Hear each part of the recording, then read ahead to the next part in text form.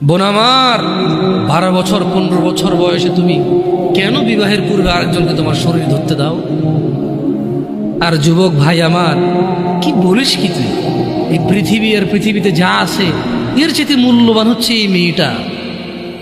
তো এরকম মূল্যবান একটা জিনিস ওর ধরে ছুঁয়ে তুই ওকে ওর মূল্য কমিয়ে দিবি?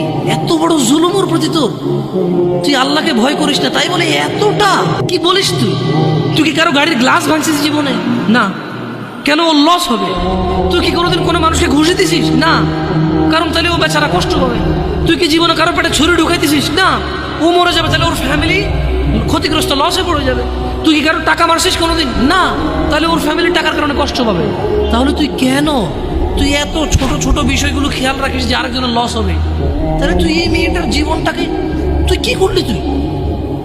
তুই পুরো পৃথিবী আর পৃথিবীতে যা আছে সবকিছু বিক্রি করলে যে সম্পদ হবে, সবকিছু অর্জন করলে যে অর্জন হবে, এর চাইতে মূল্যবান তুই ওকে সতীত্ব থেকে বের করে নিয়ে আসলি। তুই তোর সামান্য ডিজায়ার ফুলফিল করার জন্য, যেটা আল্লাহ তোর জন্য বৈধ করেছে, কবুল বললে তোর বাপের দোষ, আল্লাহর তো দোষ না। তোর বাপের দোষ, সমাজের তো দোষ না। তোর বাপ তোকে বিয়ে করে না ভাই আমার। তোর বাপ মনে করে তুই ছোট, 18 বছর বয়স তোর বাপ মনে করে তোর বাপ 16 বছর বয়সে হস্তমৈথুন করছে, তোর 22 বছর, তুই এখনো ছোট, নুনু খাস, দুধু খাস।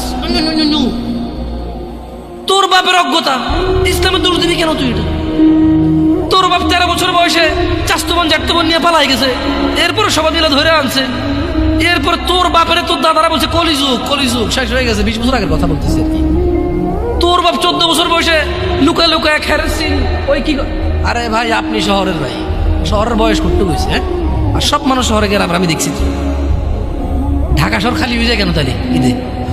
আমারে বলেন না যে আমরা না ঢাকা শহরে থাকি, কিছু বুঝি না। হ্যাঁ, এবার বলবেন না আমাকে, আমি বাংলা পারি না, একটু পারি, এবার বলার দরকার নেই আমাকে। না, আমরা জানি আপনার সব মানুষই গ্রামে, ঢাকা শহর ঈদ হলে সব খালি হয়ে যায়, ওই যায় এরা।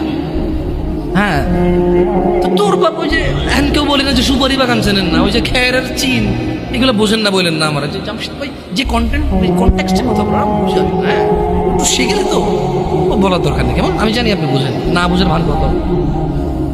আচ্ছা, তো তোর বাপে 14 বছর বয়সে এই বাঁশবাগানে যায় জেনায় লিপ্ত ছিল, তোর বয়স 25, এখনো ছেলেটা বড় হয়নি।